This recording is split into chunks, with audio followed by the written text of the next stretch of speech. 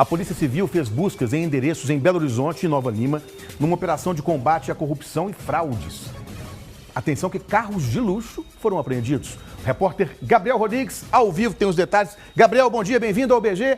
Qual foi o alvo dessa operação, Gabriel? Conta pra gente.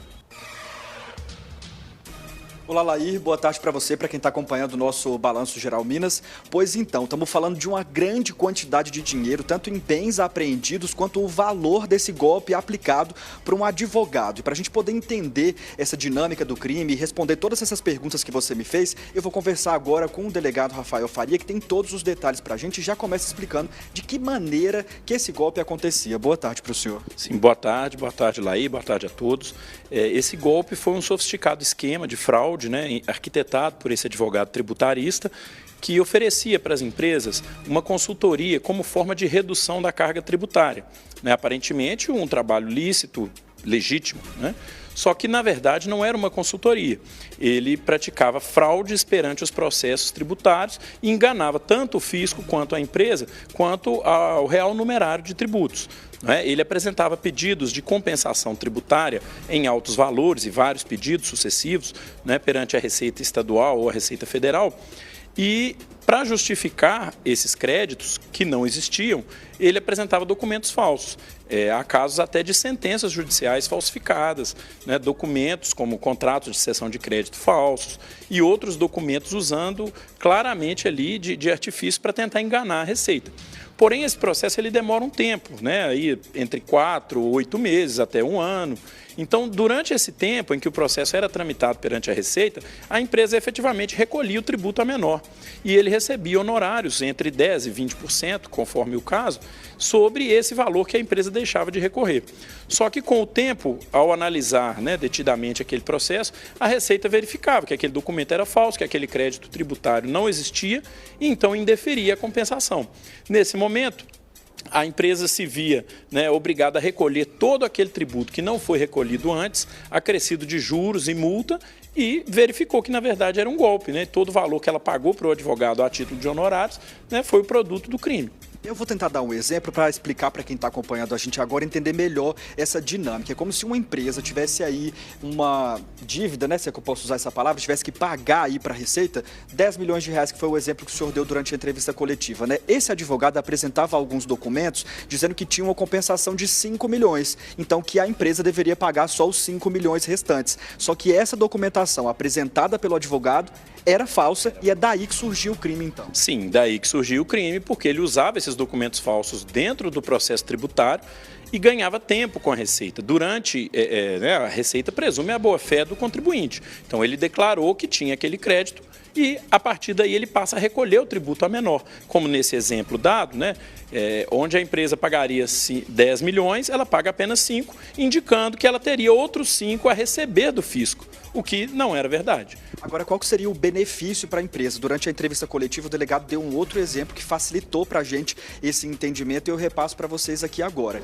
Se essa empresa ela fosse pagar a totalidade que ela deveria para o fisco ou para a Receita, seria esse valor integral. O advogado fazia o seguinte: você me paga aí um percentual em relação a esse valor que eu vou abater, então a empresa vai economizar. Só que foi uma economia que saiu mais caro ainda, porque eles tiveram que pagar não só os honorários para o advogado que estava cometendo o crime, como depois vão ter que pagar efetivamente a dívida total, Sim, exatamente. Como não existia nenhuma consultoria em verdade, o que existia era a falsificação de documento, a Receita entende que a empresa é quem está tentando fraudar.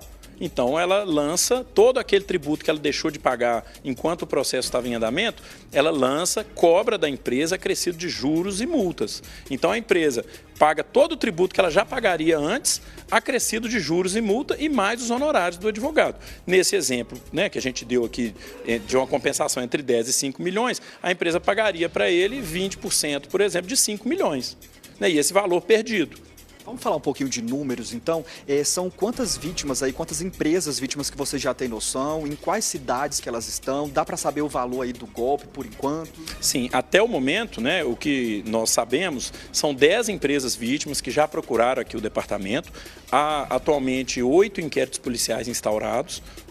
Essas empresas têm sede em Belo Horizonte, Contagem, Betim, Igarapé, Itaúna, Divinópolis, são espalhadas em vários municípios. e elas todas sofreram com esse golpe. Apenas em honorários, nós estimamos que ele tenha recebido, o autor, o advogado, tenha recebido mais de 7 milhões de reais apenas em honorários, fora os prejuízos causados a essas empresas, né, com as multas e os juros dos tributos que ainda serão cobrados pela Fazenda. Vamos falar um pouquinho sobre esse advogado? Ele já tinha sido flagrado cometendo algum tipo de crime? Ele trabalhava com mais alguém? Vocês tiveram que bloquear bens da empresa? Conta um pouquinho sobre ele pra gente, por favor. Sim, esse advogado, ele tem um escritório, ele é proprietário do escritório, que tem sede aqui em Belo Horizonte, mas também tem estabelecimentos em Brasília, em São Paulo, Goiânia, né, em outras cidades, atua em nível nacional.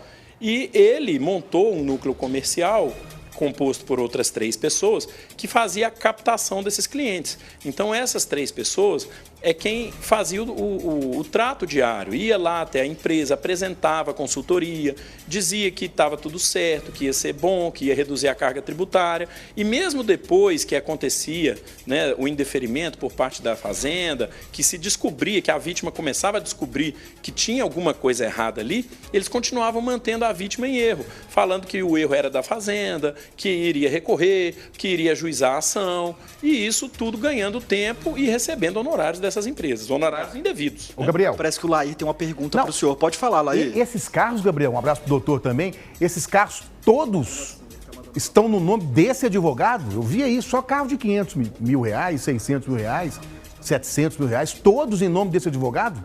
Sim, foram bloqueados 5 veículos ao total. Os 3 que estão apreendidos aqui, né, um está no nome dele, já estava com restrição judicial de ordem civil.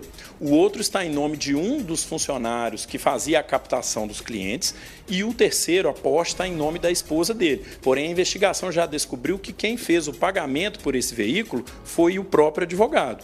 Então, ele está sendo investigado aí até por ocultar a propriedade desse veículo, né, como uma estratégia de lavagem de dinheiro usando o nome da esposa. Agora, Laís, se prepara aí que esses carros que você está vendo na imagem não são nem a ponta de um iceberg tão grande assim de coisas que foram sequestradas pela polícia para esse pagamento das dívidas futuras. Fala um pouquinho sobre quais bens foram apreendidos aí, o valor total, para o Laí e quem está acompanhando a gente ter uma melhor noção.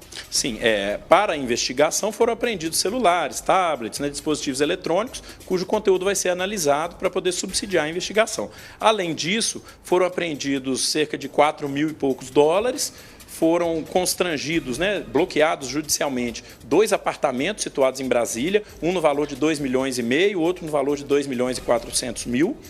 E ainda há uma determinação judicial de bloqueio de dinheiro também nas contas, cujo valor a gente ainda não estimou, né, porque vai depender do saldo que houver disponível nas contas bancárias. É muito dinheiro. O que acontece com esse advogado agora? Ele não foi preso, né? Sim, embora nós representássemos, né, o Poder Judiciário pelo decreto de prisão preventiva, porque a gente entendia que esses crimes estão em andamento, que há outras vítimas e que seria o caso de uma prisão preventiva, a Justiça não concordou em deferir o pedido de prisão, mas deferiu o sequestro. Né? Então, esse sequestro de bens aí hoje está na ordem estimada de 13 milhões de reais em bens sequestrados. E as investigações vão prosseguir até para analisar o conteúdo desses dispositivos que foram apreendidos e terminar, né, encerrar com o relatório e apontando à Justiça quais crimes ele vai responder. Tem como a gente encerrar nossa entrevista dando alguma dica para empresas ou donos de empresas que vão estar assistindo a gente agora sobre como evitar cair nesse tipo de golpe? Porque é uma promessa de um lucro muito grande, de uma rapidez muito grande, mas que a gente está vendo na prática pela explicação do senhor agora, que representa um golpe duro para essas empresas aí, com o pagamento das multas, dos juros, inclusive com os gastos desse honorário desse advogado que estaria, segundo vocês, cometendo esse tanto de crime, né? Sim, é importante sempre desconfiar, né, de promessas milagrosas, né? A pessoa paga 10 milhões de tributo. Como da noite para o dia vai passar a pagar 1, 2? Né? Então, o primeiro ponto, como todo crime de estelionato, sempre se apresenta como uma vantagem lícita, perfeita, mas sempre desconfiar daquilo que é muito exagerado, daquela promessa que ninguém espera receber todos os dias. E segundo, é contratar profissionais de confiança, não é? Buscar por indicações, por profissionais que sejam gabaritados, que tenham know-how no mercado e que possam efetivamente prestar um serviço.